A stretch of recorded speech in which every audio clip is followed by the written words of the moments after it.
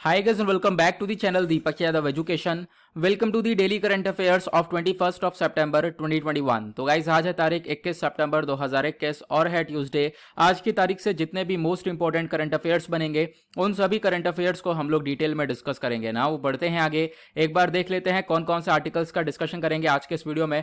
सारे आर्टिकल बहुत इंपॉर्टेंट होने वाले हैं। आज के सबसे पहले आर्टिकल में हम बात करेंगे नए बैड बैंक स्ट्रक्चर के बारे में। आपको मालूम होगा हाल ही में हमारी सरकार ने अनाउंस किया है बैड बैंक के लिए कुछ अमाउंट। वो क्या अमाउंट है, बैड बैंक एग्जैक्टली क्या होते हैं, एनपीएस क्या होते हैं, अब यहां पर बैड बैंक से फायदा क्या होने वाला है, ये सारी चीजें आपको जानने को मिलेंगी। इकोनॉमी के पर्सपेक्टिव से आर्टिकल इंपॉर्टेंट होने वाला है और हमेशा की तरह ये जो डेली करंट अफेयर का वीडियो है ये आपको आज कुछ नया सिखा के जाने वाला है। तो यहां पे मैं आपको बता दूं ये जो डेली करंट अफेयर का वीडियो है ये डेली बेसिस पर मॉर्निंग में 5 बजे अपलोड हो जाता है। यहां पर हम लोग जितने भी आर्टिकल डिस्कस करते हैं वो यूपीएससी और स्टेट पीएससी के पॉइंट ऑफ व्यू से बहुत ज्यादा इंपॉर्टेंट रहते हैं।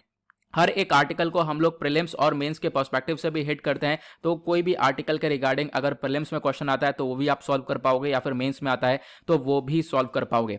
उसके बाद नेक्स्ट आर्टिकल में हम डिस्कस करेंगे आज टेलीकॉम सेक्टर के अंदर काफी बड़े बड़े रिफॉर्म्स लाए गए हैं। तो एग्जैक्टली क्या क्या रिफॉर्म्स है, इनसे टेलीकॉम सेक्टर को क्या फायदा होते हुए नजर आएगा। यहाँ पर भी बहुत सारे कॉन्सेप्ट्स हैं, एजीआर को समझेंगे, मॉनिटोरियम को समझेंगे। तो अगेन इकोनॉमी के पर्सपेक्टिव से बहुत सारे इंपॉर्टेंट कॉन्सेप्ट्स हम लोगों को आज सीखने को मिलने वाले हैं। उसके बाद एक आर्टिकल है, यहां पर एक रिपोर्ट लाई गई है एनसीआरबी के द्वारा और उसने ये बताया कि भारत के अंदर जो क्राइम है, जो एक तरीके से अपराध है, वो लगातार इंक्रीज होता हुआ नजर आया है। कुछ सेक्टर्स है जहां पर कम हुआ है, अदरवाइज बहुत सारे क्राइम्स इंक्रीज हुए हैं। इस रिपोर्ट को हम लोग एनालाइज करेंगे। उसके बाद एक आर्टिकल काफी चर्चा में रहा है हाल ही में सरकार ने प्रोडक्शन लिंक्ड इंसेंटिव स्कीम जारी करी है ऑटो और ड्रोन सेक्टर के लिए। तो ये स्कीम क्या होती है, इससे क्या फायदे होंगे, ऑटो और ड्रोन सेक्टर यहां पर कितना अच्छा वर्क कर पाएंगे, बहुत सारी आपको इन्फॉर्मेशन मिलने वाली है। इस स्कीम से फायदा एग्जैक्टली क्या होगा, हमारी इकोनॉमी के अंदर कितना कंट्रीब्यूशन होने वाला है, तो एक इंपॉर्टेंट आर्टिकल है। उसके बाद एक आर्टिकल अगेन रिपोर्ट के बारे में चर्चा करता है। तो अभी एक रिपोर्ट आई है यूनाइटेड इन साइंस 2021 के बारे में। यह रिपोर्ट डब्ल्यूएमओ ने जारी करी है, डिस्कस करेंगे डब्ल्यूएमओ क्या है। उसके बाद देखो यहां पर इस रिपोर्ट में बताया यह है कि पिछले कुछ सालों के अंदर चाहे वो ग्लोबल वार्मिंग हो, चाहे वो टेम्परेचर हो, चाहे वो क्लाइमेट चेंज हो, ये सब कुछ बढ़ता हुआ नजर आया है। मतलब कि हमारा जो एनवायरमेंट है वो लगातार एक तरीके से खराब होता हुआ नजर आ रहा है पिछले कुछ सालों के अंदर। इस रिपोर्ट को हम लोग प्रॉपर्ली एनालाइज करेंगे। एट द लास्ट हम एक केव के बारे में डिस्कशन करेंगे, मैमोथ केव। मैमोथ केव यूएस के अंदर है, कहां पर एग्जैक्टली आगे हम बात करेंगे। मैमोथ केव क्यों चर्चा में, क्योंकि इसकी लेंथ को मेजर किया गया तो लेंथ काफी हद तक इसकी बढ़ गई है, ऐसा यहां पे बताया गया है। मैमोथ केव की जो टोपोग्राफी है वो कार्स्ट टोपोग्राफी है। कार्स्ट टोपोग्राफी को हम लोग समझने वाले हैं क्या होता है वो। तो ये आर्टिकल आपका एनवायरमेंट के साथ साथ ज्योग्राफी के पॉइंट ऑफ व्यू से भी इंपॉर्टेंट होने वाला है। नाउ बढ़ते हैं आगे। तो गाइस आगे बढ़ने से पहले अगर आप लोगों को इस लेक्चर का पीडीएफ चाहिए तो नीचे डिस्क्रिप्शन बॉक्स में आप सभी लोगों को टेलीग्राम का लिंक दिया गया है, वहां से जाकर आप लोग इस लेक्चर के पीडीएफ को डाउनलोड कर सकते हो। और यह है मेरी Instagram ID Deepak Yadav education, यहां पर जाकर मुझे फॉलो कर लेना। अपनी जितनी भी क्वेरीज है मुझसे आप लोग यहां पर पूछ सकते हो। बाय द वे दोनों ही चीजों का लिंक आपको नीचे डिस्क्रिप्शन बॉक्स में मिल जाएगा, वहां से आप लोग जाकर मुझसे जुड़ सकते हो। साथ ही साथ अभी यहां तक पहुंच चुके हो वीडियो में तो फटाफट इसको लाइक कर देना, क्योंकि 1 सेकंड लगने वाला है वीडियो को लाइक करने में। वीडियो लाइक करने से बहुत सपोर्ट मिलता है, मोटिवेशन मिलता है, प्लस वीडियो बहुत सारे लोगों तक रीच होता है। तो यहाँ पर लाइक करना बिल्कुल मत भूलना।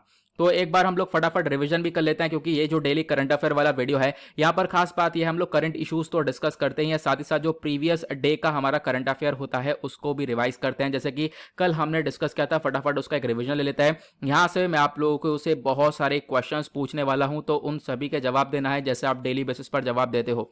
तो यहाँ पर सबसे पहले हमने कल डिस्कस किया था कनेक्टिविटी प्रोजेक्ट के बारे में। तो भारत और साउथ ईस्ट एशिया के बीच में वर्चुअली एक समिट हुआ और यहाँ पर डिस्कशन किया गया कि भारत और साउथ ईस्ट एशिया को किस प्रकार से हम लोग कनेक्ट कर सकते हैं।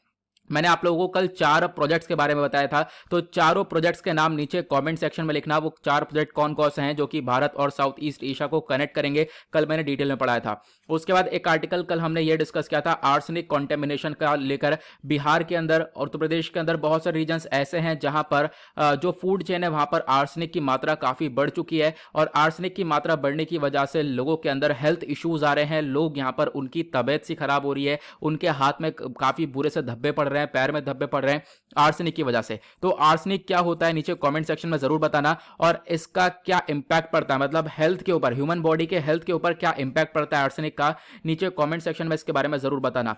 देन उसके बाद हमने डिस्कशन किया था तार बॉल्स के बारे में। तो तार बॉल्स आज के टाइम पर मुंबई के अंदर जुहू बीच हो गया या वर्सोवा बीच हो गया, वहां पर तार बॉल्स काफी ज्यादा देखने को मिलेंगे। कल मैंने आपको प्रॉपर्ली समझाया था तार बॉल्स क्या होते हैं, कैसे फॉर्म होते हैं, प्लस यहां पर कैसे ये बीचेस पर आ चुके हैं। तो आप लोगों से आज क्वेश्चन है, ये जो तार बॉल्स हैं ये किस चीज को डैमेज करते हैं? अगर यहां पर मैरीन एनवायरमेंट को डैमेज करते हैं तो मैरीन एनवायरमेंट के अंदर किस किस चीज को डैमेज करते हैं ये तार बॉल? आप लोग नीचे कमेंट सेक्शन में जरूर बताना। तार बॉल एग्जैक्टली क्या होता है ये भी जरूर बताना। कल मैंने आपको डिटेल में समझाया, सिर्फ और सिर्फ यहाँ पे हम लोग एक रिवीजन ले रहे हैं ताकि आप लोग चीजों को रिकॉल कर सको। नीचे कमेंट सेक्शन में टाइप करोगे तो आप लोग उन चीजों को हमेशा हमेशा याद रख पाओगे। उसके बाद हमने डिस्कस किया था ऑकस ग्रुपिंग के बारे में। तो ऑकस ग्रुपिंग के अंदर 3 कंट्रीज आप सभी लोगों को मालूम होगा कौन कौन सी नाम से आप लोग समझ रहे होंगे। ये बहुत ईजी क्वेश्चन है, यहाँ पर जरूर इसका आंसर देना। देन उसके बाद ऑकस ग्रुपिंग का मेन ऑब्जेक्टिव क्या है, ये बहुत इंपॉर्टेंट क्वेश्चन है। तो मेन ऑब्जेक्टिव इसका नीचे कमेंट सेक्शन में जरूर लिखना। उसके बाद यहाँ पर नेक्स्ट आर्टिकल हमने कल डिस्कस किया था, एक अभ्यास चला है एससीओ पीसफुल मिशन 2021 करके। अब यहाँ पर आपसे क्वेश्चन यह है, ये जो शांघाई कोऑपरेशन ऑर्गेनाइजेशन है जिसको एससीओ बोला गया है, इसके अंदर टोटल कितने मेंबर्स हैं? इसी के रिगार्डिंग दूसरा क्वेश्चन यह है, एससीओ का हेडक्वार्टर आपको कहां पर देखने को मिलेगा? नीचे कमेंट सेक्शन में इसका आंसर भी देना। एट द लास्ट हमने डिस्कस किया था कि जो व्हाइट साइडेड डॉल्फिन है, ठीक है, उसको मार दिया गया है, और ये एक तरीके से कहां पर मारा गया है? फेरो आइलैंड्स पर यहां पर इन डॉल्फिन्स को मारा गया। तो नीचे कमेंट सेक्शन में जरूर बताना ये जो व्हाइट साइडेड डॉल्फिन्स हैं, ठीक है, ये एक तरीके से इनका साइंटिफिक नेम क्या है, आईयूसीएन स्टेटस में कहां पर स्टैंड करती हैं। दूसरा क्वेश्चन, इंडियन वाटर्स के अंदर कौन कौन सी डॉल्फिन्स पाई जाती हैं मोस्टली पॉपुलर? तो नीचे कमेंट सेक्शन में वो भी टाइप करना। ये कुछ चीजें हैं, आप लोग इनका जवाब दोगे तो प्रॉपर्ली आपका रिवीजन भी हो जाएगा। नाउ बढ़ते हैं आगे, स्टार्ट करते हैं आज का डिस्कशन। आज का जो सबसे पहला आर्टिकल होने वाला है वो इकोनॉमी के पर्सपेक्टिव से इंपॉर्टेंट होने वाला है। और इकोनॉमी आई होप आप सभी लोगों को मालूम होगा हमारे सिलेबस के अंदर जीएस पेपर 3 के अंदर स्टैंड करता है। यहाँ पर चर्चा हो रही है न्यू बैड बैंक स्ट्रक्चर के बारे में। देखो, इसको समझने से पहले हम लोगों को 2-3 कॉन्सेप्ट समझने होंगे, और वो 2-3 कॉन्सेप्ट समझते ही हम लोग को सारी चीजें क्लियर हो जाने वाली हैं। देखो, एक कॉन्सेप्ट हम लोग समझेंगे बैड बैंक क्या होता है, ठीक है, और उसके बाद यहाँ पर बैड बैंक से ही रिलेटेड 2 और कॉन्सेप्ट हैं। यहाँ पर एक तो दूसरा यहाँ पर देखने को मिल जाएगा, वो है NARCL, जिसको बोला गया है national asset reconstruction company limited. और बैड बैंक से रिलेटेड एक और कॉन्सेप्ट है, वो यहां पर आपको ये वाला कॉन्सेप्ट देखने को मिलेगा जिसको बोला गया है IDRCL। मैं यहीं पर लिख देता हूं IDRCL, ठीक है। इसकी फुल फॉर्म क्या है? इसकी फुल फॉर्म है India debt resolution company limited. Okay, फिर उसके बाद आपने देखो ये कॉन्सेप्ट समझना है, ये तीनों कॉन्सेप्ट बैंक से ही रिलेटेड है। फिर उसके बाद आपको एक कॉन्सेप्ट समझना है एनपीए के रिगार्डिंग, ठीक है, ये नॉन परफॉर्मिंग एसेट क्या होता है, आपको पूरा आर्टिकल ये समझ में आ जाएगा। पहले हम लोग न्यूज को कवर करते हैं। द हिंदू का आर्टिकल है, हमारी सरकार ने एनपीएस को एक तरीके से, जो एनपीए का मैसअप है, एनपीए के इश्यूज है, उनको रिजॉल्व करने के लिए बैड बैंक्स को सेटअप कर दिया गया है। देखो, नाम इसका बैड बैंक है, लेकिन इसका काम बहुत अच्छा है। काम क्या अच्छा है वो मैं अभी आपको आगे बताने वाला हूं। तो हाल ही में जो यूनियन कैबिनेट है उसने अप्रूव करा लगभग 30,600 करोड़ रुपए। ध्यान से सुनना, ये डेटा याद रखना, 30,600 करोड़ रुपए गारंटी दी है। किसको इशू किया गया है? National asset reconstruction company limited को यहाँ पर 30,600 करोड़ रुपए दिए गए। अब ये NARCL 30,600 करोड़ रुपए का कैसे इस्तेमाल करेगी, मैं अभी आप लोगों को ये बताने वाला हूं, ठीक है। तो यहाँ पे जो बैड बैंक का कॉन्सेप्ट है, ये कोई नया कॉन्सेप्ट नहीं है। अब की बार जब बजट अनाउंस किया गया था तभी इस बैड बैंक का कॉन्सेप्ट लाया गया था। पहले हम लोग समझेंगे बैड बैंक क्या होता है। तो यहां पे आप लोग देख पा रहे होंगे, बैड बैंक का मतलब है एक एसेट रिकंस्ट्रक्शन कंपनी या फिर एसेट मैनेजमेंट कंपनी। देखो होता क्या है, देखो हम लोग को ये देखने को मिलता है कि बैंक्स हो गए, ठीक है, बहुत सारी बैंक से क्या होता है, लोन ले लिया जाता है। अब बहुत सारी बैंक जो है लोन, ऑब्वियस सी बात है, बैंक कैसे चलती है, लोन प्रोवाइड करवा के चलती है, लोन देती है, उसके ऊपर इंटरेस्ट ज्यादा लेती है, तो वही जो इंटरेस्ट है उससे यहां पर बैंक की कमाई होती है, बैंक उससे चलता है। लेकिन होता क्या है, कभी कभी जो लोन देती है बैंक, वो लोन वापस से इसके पास नहीं आ पाता, ठीक है। उस क्राइसिस को हम लोग बोलते हैं नॉन परफॉर्मिंग एसेट। वो नॉन परफॉर्मिंग एसेट के अंदर टर्न हो जाता है। अगर हम नॉन परफॉर्मिंग एसेट की एग्जैक्टली डेफिनेशन समझे तो ये होता है, मान लो बैंक ने एक लोन दिया और वो जो लोन है, या फिर लोन हो गया या फिर उसका जो इंटरेस्ट हो गया, वो 90 दिन के अंदर बैंक के पास वापस नहीं आया। लोन का कुछ छोटा अमाउंट हो गया या लोन के ऊपर जो इंटरेस्ट हो गया, अगर 90 दिन के अंदर बैंक के पास वापस नहीं आता है तो वो एनपीए को उसको डेजिग्नेशन मिल जाता है, वो एक नॉन परफॉर्मिंग एसेट कहलाता है, ठीक है। तो यहां पे आपको ध्यान रखना है ये चीजें। तो यहाँ पे क्या है, ये जो NPA non performing asset, obviously बात है बैंक के लिए नुकसान है। तो अभी क्या होगा, इस एनपीए को रिकवर करने के लिए बैड बैंक बनाए गए हैं। तो यहाँ पर ये जो बैड बैंक है इसका काम बहुत अच्छा है। इसका मेन काम यह है कि जो ये लोन्स होते हैं, ये बैड लोन्स होते हैं या फिर जो नॉन परफॉर्मिंग एसेट होते हैं जो कि बैंक रिकवर नहीं कर पाया है, उसको रिकवर करके देंगे। ठीक है, तो ये चीज हमें ध्यान रखनी है। आई होप आपको ये बैड बैंक का कॉन्सेप्ट समझ में आया। नाउ अब बैड बैंक के अंदर दो चीजें आती हैं। ठीक है, जैसे मैंने आपको समझाया, बैड बैंक के अंदर दो चीजें कौन कौन सी आती हैं, एक आती है एनएआरसीएल प्लस दूसरा आता है आईडीआरसीएल। तो ये दोनों मिलाकर बनता है हमारा bad bank. Okay, bad bank का काम क्या है, जो एनपीएस होते हैं उनको रिकवर करना, जो यहां पर नॉन परफॉर्मिंग एसेट होते हैं, बैड लोन्स होते हैं जो कि बैंक को रिकवर नहीं कर पा रहा है, उनको रिकवर करने का काम है। लेकिन करेगा कैसे रिकवर, तो देखो मैंने आपको बताया कि बैंक के पास आता है लोन। ठीक है, अब बैंक यहां पर प्रोवाइड करवाता है लोन, उसके ऊपर ब्याज लेता है, उसकी वजह से चलता है।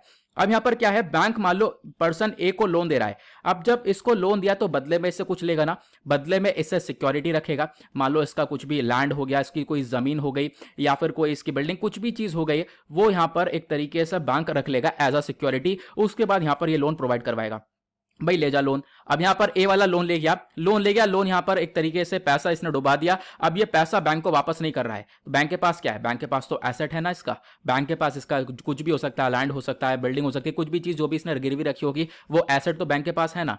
लेकिन बैंक करेगा क्या उस एसेट का, ठीक है, बैंक हमेशा से क्या करता है, इसकी नीलामी करवा देता है, इसकी ऑक्शनिंग करवा देता है, लेकिन वो चीज बैंक को सूट नहीं करती है। तो इसी वजह से अब यहां पर क्या किया गया, इसी वजह से यहां पर लाया गया है बैड बैंक। यहां पर बैड बैंक का कॉन्सेप्ट जो कि इन एक तरीके से बैड लोन्स को रिकवर करेगा, यानी कुछ ऐसा अमाउंट जो कि बैंक के पास वापस से नहीं आ पाया उसको रिकवर करेगा। लेकिन कैसे करेगा, तो यहां पे मैंने आपको बताया एनएआरसीएल है। एनएआरसीएल क्या करेगा, बैंक से उन एसेट्स को खरीद लेगा। ठीक है, क्या करेगा, बैंक से उन एसेट्स को खरीद लेगा जो एसेट यहां पर पर्सन ए ने गिरवी रखे थे। जैसा मैंने आपको बताया कि बैंक ने क्या करा है, लोन जब दिया है किसी व्यक्ति को तो उसके ऊपर कुछ सिक्योरिटी तो ली होगी ना, कुछ यहां पर गिरवी तो रखवाया होगा ना। तो बिल्कुल यहां पर आप कह सकते हो, हम लोग मान लेते हैं किसी लैंड को यहां पर गिरवी रखा, तो बैंक के पास उसका एसेट है। तो यहां पर सरकार क्या करेगी, बैंक से, मान लो यहां पर कोई एसबीआई बैंक होगी तो एसबीआई के पास यहां पर कुछ एसेट है, तो वो एसेट एसबीआई से खरीद लेगी। तो यहां पर एसबीआई से एसेट कौन खरीदेगा, एनएसीआर। ठीक है, इसीलिए वजह से यहां पर बैंक सरकार ने बनाया है एनएआरसीएल। तो एनएआरसीएल क्या करेगा, बैंक से एसेट खरीदेगा। और यहां पर फिर ये दूसरी बॉडी का क्या काम है, दूसरी बॉडी का काम यह है, यही एनएआरसीएल को, यानी जो एसेट यहां पर एनएआरसीएल ने खरीदा है, इस एसेट को यहां पर आईडीआरसीएल का काम है बेचने का। तो ये कॉन्सेप्ट आई होप आपको समझ में आ गया होगा। एनएआरसीएल का मेन काम क्या है, ये एक्वायर करेगा स्ट्रेस्ड एसेट को। स्ट्रेस्ड एसेट ऐसे हैं जो कि यहां पर बैंक के द्वारा गिरवी पर रखे गए हैं, रखवाए गए हैं लोगों के थ्रू। ठीक है, तो यहां पर क्या है, बैंक क्या करेगा, इसको स्ट्रेस्ड एसेट को एक्वायर करेगा। और यहां पे बोला गया है लगभग 2 लाख करोड़ रुपए का यहां पर बैंक जो है एसेट को खरीदने वाला है। और फिर उस एसेट को खरीदने के बाद एक दूसरी बॉडी है हमारे पास, इंडिया डेट रिजोल्यूशन कंपनी, ये इन सारे एसेट को बेचेगा। जो बेचेगा, जो पैसे कमाएगा, वो यहां पर एक तरीके से कैसे इस्तेमाल होंगे मैं भी आपको बताऊंगा। ठीक है, तो बैड बैंक के अंदर आई होप आपको समझ में आ गया होगा एनएआरसीएल और आईडीआरसीएल का क्या वर्क है। एनएआरसीएल का काम है जो एसेट्स हैं उनको खरीदना, और आईडीआरसीएल का काम है एसेट्स को बेचना। लेकिन अब आपको ध्यान रखना है, यहां पर हमने अभी ये देखा था कि सरकार ने क्या करा है, 30,600 करोड़ रुपए दिए हैं एक तरीके से, किसको लिए, एनएआरसीएल को बनाने के लिए। ठीक है, एनएआरसीएल को सेटअप करने के लिए। नाउ क्वेश्चन ये है, एनएआरसीएल को सेटअप तो किया जा रहा है, एनएआरसीएल का मेन मकसद क्या है, रिकवर करना लोन्स को। अब यहां पर देखो होगा क्या, अभी हमने ये समझ लिया कि बैंक से एसेट खरीदेगा एनएआरसीएल। में वापस से रिवाइज करवा रहा हूं क्योंकि बहुत इंपॉर्टेंट है, ये बार बार रिपीट कर रहा हूं इसी चीज को। ठीक है, अब उन्हीं एसेट को बेच कौन देगा, वो देगा आईडीआरसीएल। अब आप कहोगे जब बैंक से एनएआरसीएल एसेट खरीदेगा तो बैंक पैसा भी तो मांगेगा। हाँ बिल्कुल, पैसा मिलेगा। एनएआरसीएल कहेगा ठीक है पैसा मिलेगा, शुरुआत में 15% पैसा मिलेगा। मान लो यहां पर एक तरीके से 10 करोड़ रुपए का इसके पास एसेट है, वो 10 करोड़ रुपए यहां पर एनएआरसीएल यहां पर बैंक से खरीदेगा, और खरीदने के बाद 15% इसका अमाउंट दे देगा बैंक को। बाकी जो 85% अमाउंट होने वाला है वो 85% सामान बिकने के बाद देगा। ऑब्वियसली बात है, 10 करोड़ रुपए का इसके पास एसेट आ चुका है, उस एसेट को बेचने के बाद जो सामान आएगा इसके पास, जो पैसा आएगा इसके पास, उसमें से यहां पर 85% जो इसका अमाउंट देना है वो यहां पर बैंक को मिल जाएगा। बाकी जो इसमें से अमाउंट पैसा बच जाएगा वो यहां पर एनएआरसीएल का प्रॉफिट हो जाएगा। तो ये आप लोग कह सकते हो इस प्रकार से पैसे को रिकवर किया जाएगा। अब इसी वजह से यहाँ पर कह सकते हो कि जो 30,600 करोड़ रुपए दिए गए हैं एनएआरसीएल को, वो इसलिए दिए गए हैं कि वो 15% बैंक को दे सके। ठीक है, बैंक्स को क्या कर सके, 15% दे सके शुरुआत में, और उनसे एसेट खरीद सके, और एसेट खरीदने के बाद क्या करेगा, वो एसेट को बेचेगा, फिर वहां से पैसा कमाएगा, और कमाने के बाद बाकी 85% बैंक को पैसा मिल जाएगा। तो इस प्रकार से यहां पर ये पूरा का पूरा बैड बैंक का स्ट्रक्चर काम करने वाला है। आई होप आपको ये सारी चीजें क्लियर हो चुकी हैं। मैंने आपको समझा दिया, बैंक यहां पर इतना अमाउंट लेने वाला है, बैंक को शुरुआत में 15% देगा, और ये सब जो एसेट होंगे इनको बेचने के बाद एक तरीके से क्या करेगा, वो यहां पर एसेट बेचने के बाद जो अमाउंट होगा वो यहां पर एक तरीके से बैंक को 85% बाद में मिल जाएगा। ये सारी चीजें हम लोगों ने डिस्कस कर ली हैं। आई होप आपको ये क्लियर हो चुका होगा। एनएआरसीएल, आईडीआरसीएल क्या है, इसका स्ट्रक्चर क्या है, एक एक चीज हम क्लियर कर चुके हैं। सारी इंफॉर्मेशन आपको यहाँ पर इस पीडीएफ में मिल जाएगी, और ये पीडीएफ आपको टेलीग्राम चैनल पर मिल जाएगी। टेलीग्राम चैनल का नाम है दीपक यादव एजुकेशन, नीचे डिस्क्रिप्शन बॉक्स में उसका लिंक है। और आपको यहाँ पर एक पूरी तरह से आर्टिकल क्लियर हो गया हो तो एक फटाफट यहाँ पर लाइक जरूर कर देना, उससे बहुत सपोर्ट मिलता है। और मतलब आपको क्लियर भी हो गया होगा तो भी आप एक थम्स अप करके बता सकते हो। उसके बाद बात करेंगे नेक्स्ट आर्टिकल के बारे में। अगला आर्टिकल भी इकोनॉमी के पॉइंट ऑफ व्यू से इंपॉर्टेंट है, और अगेन इकोनॉमी आता है जीएस पेपर 3 के अंदर। देखो यहाँ पे चर्चा हो रही है, जो टेलीकॉम सेक्टर है उनके अंदर रिफॉर्म करे गए, उनके अंदर बदलाव करे गए। अब वो बदलाव क्या क्या है, यहाँ पे आप सबसे पहले देखोगे द हिंदू का आर्टिकल है। ठीक है, अब यहाँ पे मैं आपको एग्जैक्टली बताता हूँ बदलाव क्या क्या करे गए हैं। ठीक है, कुछ पिक्चर्स है हमारे पास, उसके थ्रू हम कवर करेंगे। द हिंदू ने पिक्चर शेयर किया था, मैं आपको सारी इन्फॉर्मेशन ऐसे ही बता दूंगा। तो यहाँ पर जो टेलीकॉम कंपनीज होती हैं, वो टेलीकॉम कंपनीज कौन कौन सी, फॉर एग्जाम्पल यहाँ पर आपको देखने को मिलेगा एयरटेल हो गया, जियो हो गया। तो आज के टाइम पर भारत के अंदर 2 ही टॉप की कंपनीज हैं, एयरटेल और जियो, जो कि बिल्कुल टॉप पर चल रही हैं। ठीक है, उसके बाद जो वोडाफोन, आइडिया, ये जो कंपनीज है एक तरीके से इनका बहुत बुरा टाइम चल रहा है, बहुत मतलब धीमी गति से यहाँ पर कंपनीज रन कर रही हैं। वैसे आपको यहाँ पर मार्केट में अगर हम बात करें टेलीकॉम कंपनीज की, तो डुओपोली चल रहा है। डुओपोली मतलब यही 2, एयरटेल और जियो ही देखने को मिलेंगे मेनली। अब क्या है, यहाँ पर इनको रिलीफ देने के लिए यहाँ पर क्या करा गया, सरकार के द्वारा कुछ रिलीफ मेजर दिए गए। सबसे पहला रिलीफ ये दिया गया, देखो इन कंपनीज को ऊपर ना बहुत सारा पैसा ये जो टेलीकॉम सर्विस प्रोवाइडर है इनको बहुत सारा पैसा देना है। किसको, सरकार को। सरकार को बहुत सारा पैसा प्रोवाइड करवाना है। ठीक है, अब यहां पर क्या हुआ, सरकार को पैसा तो देना है, लेकिन उस पैसा देने के लिए आप कह सकते हो यहां पर इनको चाहिए टाइम। अब यहां पर टाइम इनके पास था नहीं, लेकिन अब यहां पे आप कह सकते हो उसी को लेकर टाइम प्रोवाइड करवाया गया है। लगभग इनको 4 साल का मोरेटोरियम पीरियड मिल चुका है, 4 साल का इनको रिलैक्सेशन मिल चुका है, 4 साल का आप कह सकते हो इनको डिले मिल चुका है, 4 साल का सस्पेंशन मिल चुका है, 4 साल का फ्रीजिंग पीरियड मिल चुका है। तो ये आप ये वर्ड से रिलेट कर सकते हो मोरेटोरियम को। तो यहां पर 4 साल का टाइम मिल चुका है, इन 4 साल के अंदर ये पैसा एक तरीके से 4 साल की यहां पर रिलैक्सेशन मिल चुका है, इनके अंदर ये पैसा एक तरीके से जमा करके फिर उसके बाद ये पैसा सरकार को प्रोवाइड करवा सकती है। ठीक है, लेकिन होगा क्या, जब ये पैसा प्रोवाइड करवाएंगी तो इसके ऊपर इनको ब्याज भी देना होगा, ये एक दिक्कत वाली बात है। लेकिन फिर भी यहाँ पर 4 साल का इनको रिलैक्सेशन पीरियड मिल रहा है। मैं आपको बताता हूँ एग्जैक्टली वो अमाउंट कितना है। ठीक है, जो ये मोरिटोरियम आज के टाइम पर एजीआर यानी कि एडजस्टेड ग्रॉस रेवेन्यू का जो ड्यूज है ना, वो लगभग आप कह सकते हो 1.6 लाख करोड़ रुपए का यहाँ पर ये अमाउंट पे करना है टेलीकॉम डिपार्टमेंट्स को। ये ऐसा सुप्रीम कोर्ट ने एक डिसीजन दिया था साल 2019 में। लेकिन अब यहाँ पर क्या है, इसी के ऊपर ये टाइम मिला है, 4 साल का टाइम पीरियड मिल गया इनको। अब ये 4 साल में पैसा चुका सकते हैं आराम से, लेकिन ब्याज के साथ ये पैसा चुकाना होगा। पहली छूट यहाँ पर ये मिली जिससे टेलीकॉम सेक्टर को राहत मिला।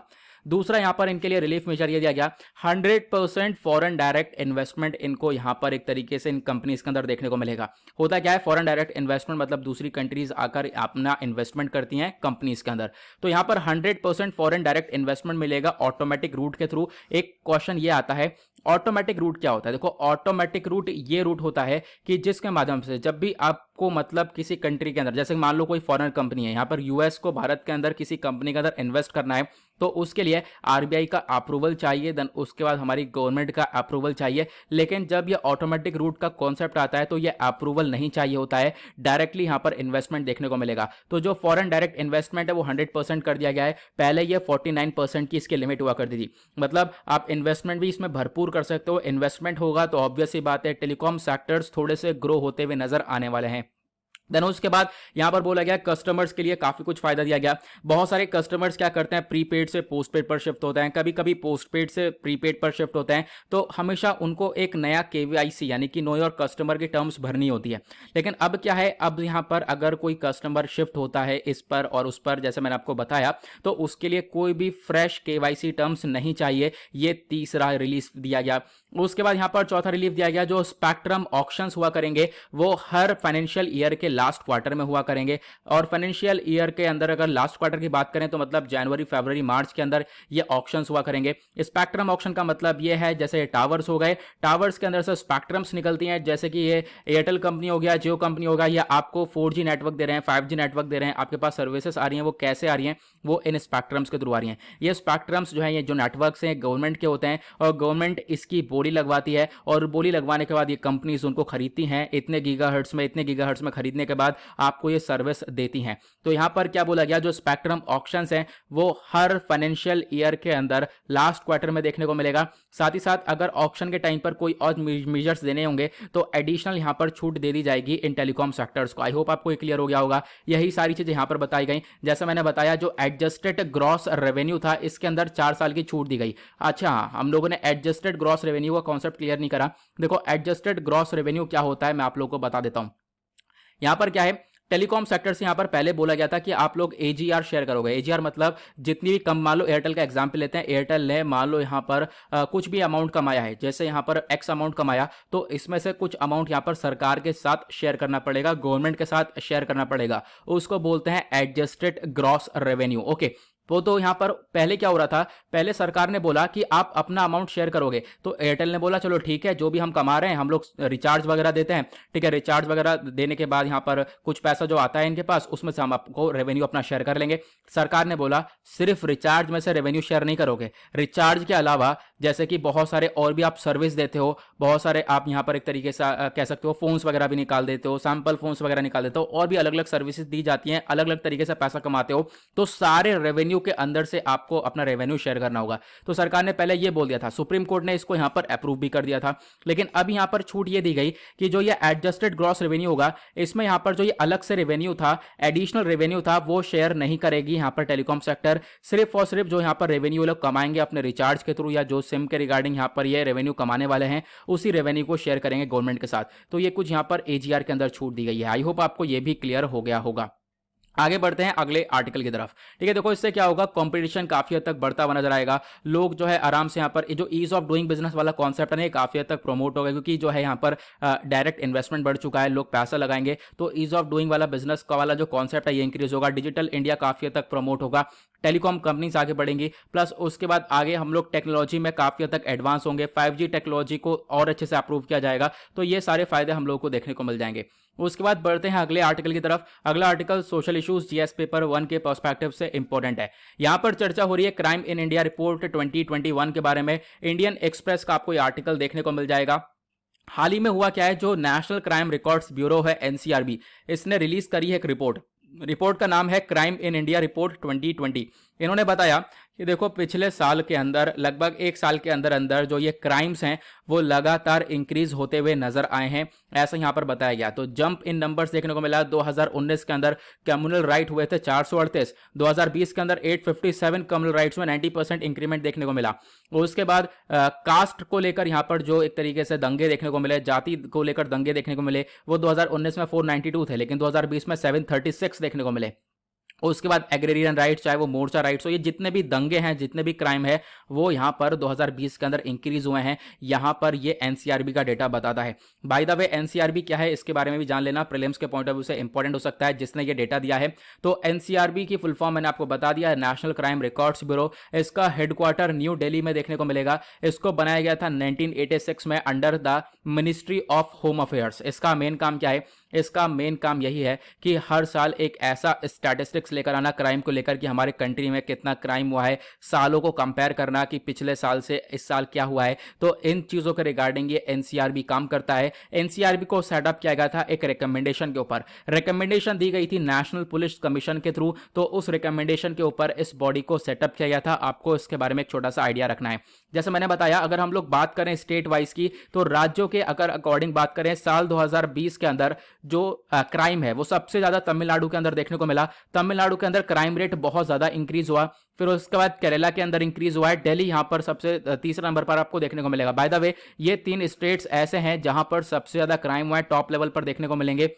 उसके बाद 3 राज्य ऐसे हैं, सिक्किम, मणिपुर, नागालैंड, जहां पर क्राइम सबसे कम हुआ है। ठीक है, तो यहां पर ये रिपोर्ट के बारे में आपको ध्यान रखना है। अब क्राइम के अंदर अलग अलग प्रकार के क्राइम देखने को मिले हैं, जैसे कि कम्युनल राइट्स हो गए, जाति बेसिस पर, यहां पर रिलीजन बेसिस पर बहुत सारे दंगे देखने को मिलते हैं। तो साल 2020 के अंदर ये कम्युनल राइट्स इंक्रीज हुए हैं। हालांकि यहां पर उत्तर प्रदेश एक ऐसा राज्य बनकर आया है जहां पर कम्युनल जो वायलेंस है वो नहीं देखने को मिला साल 2020 में। साल 2020 में एक भी कम्युनल वायलेंस उत्तर प्रदेश के अंदर नहीं हुआ है। उसी तरफ अगर हम बात करें दिल्ली के अंदर, तो दिल्ली पुलिस ने लगभग रजिस्टर करे हैं हाईएस्ट, अभी तक सबसे ज्यादा कम्युनल राइट्स दिल्ली के अंदर देखने को मिले। उसके बाद अगर हम बात करें जाति को लेकर जो दंगे हो रहे हैं वो भी बहुत ज्यादा देखने को मिले हैं, लगभग 50% से इंक्रीमेंट देखने को मिला।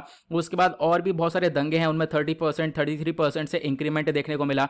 उसके बाद जो छोटे मोटे ट्रेडिशनल क्राइम्स है, जैसे कि यहाँ पर क्या है, विमेन के प्रति बहुत सारा क्राइम होता है, बच्चों के प्रति क्राइम होता है, चोरी हो गई, डकैती हो गई, इन सब के टाइप के जो क्राइम है लगभग थोड़े बहुत कम हुए हैं ऐसा बताया। लगभग 2 लाख के आसपास ये क्राइम कम हुआ है, लेकिन मर्डर का क्राइम इंक्रीज हुआ है। मर्डर वाला जो यहाँ पर क्राइम है वो लगभग 1% से यहाँ पर मार्जिनल इंक्रीज इसके अंदर देखने को मिला। दिल्ली जो है एक ऐसा यहाँ पर जगह बन चुका है जो कि सबसे ज्यादा अनसेफ है विमेन के लिए। तो दिल्ली शहर बिल्कुल अनसेफ है यहाँ पर विमेन के लिए, ऐसा बताया गया। साल 2020 के अंदर सिर्फ एक साल के अंदर 10,093 मतलब 10,093 केसेस निकल कर आए हैं क्राइम अगेंस्ट वेमेन के प्रति इतना क्राइम हुआ है, ऐसा यहां पर डेटा ने बताया। उसके साथ साथ जो एनवायरमेंट रिलेटेड ऑफेंस है वो भी इंक्रीज हुआ है। एनवायरमेंट रिलेटेड ऑफेंस के जो केसेस है वो लगभग 78.1% से इंक्रीज होते हुए नजर आए। साइबर क्राइम के केसेस बहुत बड़े हैं, साइबर क्राइम के केसेस इंक्रीज हुआ है। उसके बाद जो ऑफेंस होते हैं अगेंस्ट स्टेट, राज्यों के अगेंस्ट में बहुत सारे दंगे, बहुत सारे विवाद देखने को मिलते हैं, वो भी इंक्रीज होते हुए नजर आए। ठीक है, यहाँ पे अगर हम बात करें थोड़ा बहुत इसके अंदर डिक्रीमेंट देखने को मिला है। यूपी में अगर हम बात करें तो यूपी में यहाँ पर इंक्रीमेंट देखने को मिला है इन दंगों को लेकर, चाहे वो CAA अमेंडमेंट एक्ट का प्रोटेस्ट हो या फिर आप कह सकते हो unlawful activities prevention act UAPA के सेडिशन चार्जेस हों, तो ये केसेस काफी हद तक देखने को मिले हैं। तो जो ऑफेंसेस अगेंस्ट स्टेट है वो यूपी के अंदर बढ़ता हुआ नजर आया है। ये कुछ छोटी सी इंफॉर्मेशन है जो कि आप लोग अपने एग्जाम में कोट कर सकते हो, अपने एग्जाम में ऐसे के अंदर लिख सकते हो, या फिर अपने यहाँ पर जो मेंस आंसर राइटिंग है उसके अंदर एज अ एग्जाम्पल इसका इस्तेमाल कर सकते हो।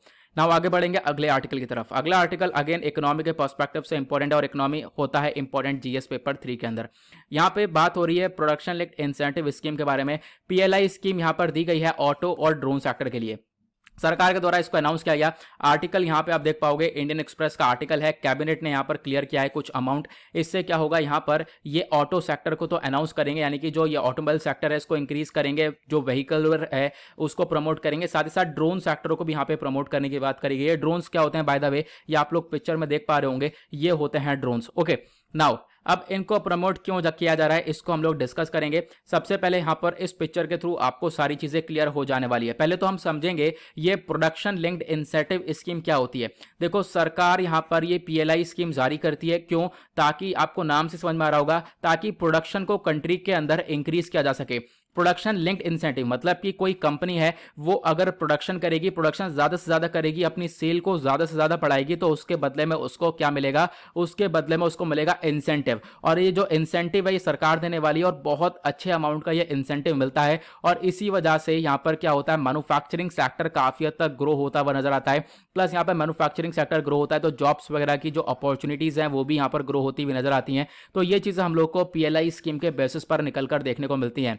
अब यहाँ पर जो ये प्रोडक्शन लिंक्ड इंसेंटिव स्कीम है इसको हाल ही में इंट्रोड्यूस किया गया था, मार्च 2020 में इसको इंट्रोड्यूस किया गया। इसका मेन काम यह था कि कंपनीज को यहाँ पर इंसेंटिव देना, जब जब वो अपनी सेल को बढ़ा दें, जब जब उनका प्रोडक्शन इंक्रीज हो जाए, तब उनको यहाँ पर ये अमाउंट प्रोवाइड किया जाएगा, तब उनको ये इंसेंटिव्स प्रोवाइड करवाए जाएंगे।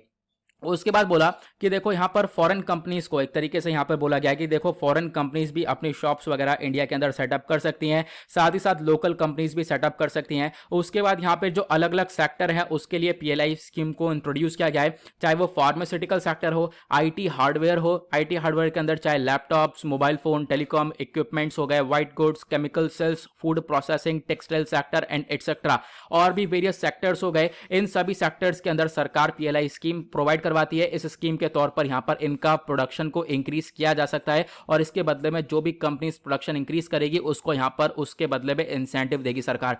ये इसके पीछे का जरा सा कॉन्सेप्ट होता है। अब आपका क्वेश्चन ये होगा सरकार पैसा यहाँ पर इनको कैसे देगी, तो ये एक डायरेक्ट पेमेंट होता है, बजट से अपने निकाल के दे सकती है डायरेक्ट पेमेंट। ये अमाउंट वैरी करता है सेक्टर टू सेक्टर। जैसे हमने यहाँ पर देखा फार्मास्यूटिकल सेक्टर अलग है, आईटी हार्डवेयर सेक्टर अलग हो गया, तो हर एक सेक्टर के लिए अमाउंट अलग अलग डिफाइन किया जाता है, अलग अलग दिया जाता है। ठीक है, तो ये चीज आप लोग एक आइडिया रख सकते हो। नाउ अभी आप देख सकते हो ड्रोन सेक्टर के लिए अलग अमाउंट है और सॉरी ऑटो सेक्टर के लिए अलग अमाउंट है। तो जो ऑटो सेक्टर है यानी कि जो व्हीकल्स हैं मतलब फोर व्हीलर व्हीकल्स हो गए, जो भी हमारे व्हीकल्स हैं उसको प्रमोट करने के लिए यहाँ पर ये इंसेंटिव स्कीम जारी करी है। और यहाँ पे बोला है आने वाले 5 सालों के अंदर जो यहाँ पर इंसेंटिव होने वाला है वो सरकार 26,058 करोड़ का इंसेंटिव प्रोवाइड करवाएगी। 26,058 करोड़ रुपीस का यहाँ पर ये इंसेंटिव देने वाली है आगे आने वाले टाइम पर 5 सालों के अंदर।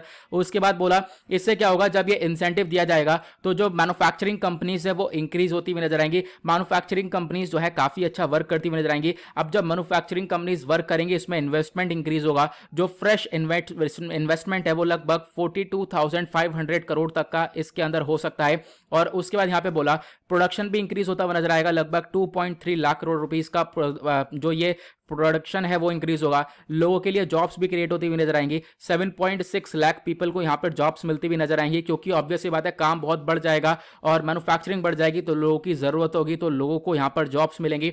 साथ ही साथ हम लोग अपनी टेक्नोलॉजीज को बढ़ा पाएंगे। देखो यहाँ पर मेन फोकस रखा गया है क्लीन एनर्जी के ऊपर। जो इलेक्ट्रिक व्हीकल्स हैं उनको ही यहाँ पर रिलेटेड ये इंसेंटिव स्कीम दी गई है। जो यहाँ पर पेट्रोल वगैरह वाले व्हीकल्स हैं उनको यहाँ पर इंसेंटिव स्कीम नहीं है, तो आपको ध्यान रखना है ऑटोमोबाइल टेक्नोलॉजीज वगैरह इंप्रूव होंगी, क्लीन एनर्जी की तरफ हम लोग आगे काफी हद तक बढ़ेंगे। उसी प्रकार से ड्रोन सेक्टर के अंदर दिया गया, ड्रोन कुछ इस प्रकार से आपको देखने को मिलता है। तो जो ड्रोन इंडस्ट्री है उनको एलोकेट किया गया है, आने वाले टाइम पर 3 सालों के अंदर पैसा दिया जाएगा, लगभग 120 करोड़ रुपए तक का यहाँ पर ये पैसा प्रोवाइड करवाने वाले हैं। और यहाँ पर बोला गया है इसकी वजह से जो इन्वेस्टमेंट है वो भी लगभग 5,000 करोड़ तक का ड्रोन सेक्टर के अंदर होने वाला है। और आने वाले टाइम पर प्रोडक्शन जो है इसका और ज्यादा इंक्रीज होता हुआ नजर आएगा। तो ये आपको कुछ रुपीस वगैरह याद नहीं रखना है, ठीक है, रुपीस वगैरह मैटर नहीं करते हैं, बट आपको ध्यान रखना है कि हाँ ड्रोन सेक्टर को कैसे प्रमोट किया जा रहा है, ऑटो सेक्टर को कैसे प्रमोट किया जा रहा है।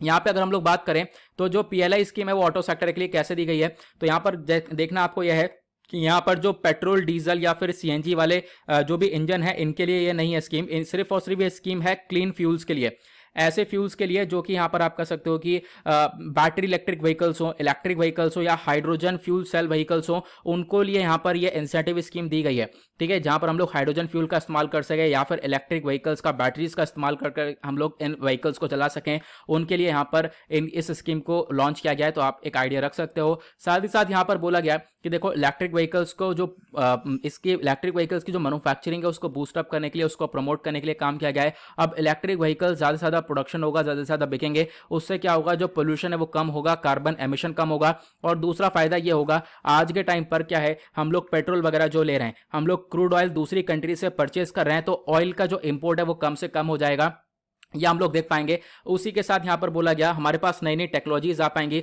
नया नया इन्वेस्टमेंट हमारे कंट्री के अंदर इंक्रीज होगा, उसके बाद यहां पर बहुत सारी जॉब्स वगैरह निकलती भी आएंगी। ये कुछ फायदे होने वाले हैं ऑटो सेक्टर के। लेकिन जो ड्रोन सेक्टर के अंदर प्रोडक्शन लिंक्ड इंसेंटिव स्कीम है, इससे भी बहुत कुछ फायदा होगा। मैंने आपको बताया कि कितना पैसा यहां पर दिया जा रहा है, 10,000 जॉब्स यहां पर भी बढ़ती हुई नजर आएंगी। बोला गया है आज के टाइम पर भारत लगभग 90% जो ड्रोन्स है वो इंपोर्ट करता है, 90% ड्रोन्स इंपोर्टेड हैं, दूसरी कंट्री से लिए गए। तो गवर्नमेंट का मेन फोकस यही है कि हम अपने कंट्री के अंदर खुद अपने आप ड्रोन्स को डेवलप करें, उनकी मैन्युफैक्चरिंग करें और इंडिया को एक ग्लोबल ड्रोन हब बनाना है साल 2030 तक। तो यहां पर ये कुछ भारत का टारगेट है, तो ये आई होप आपको क्लियर हो गया होगा।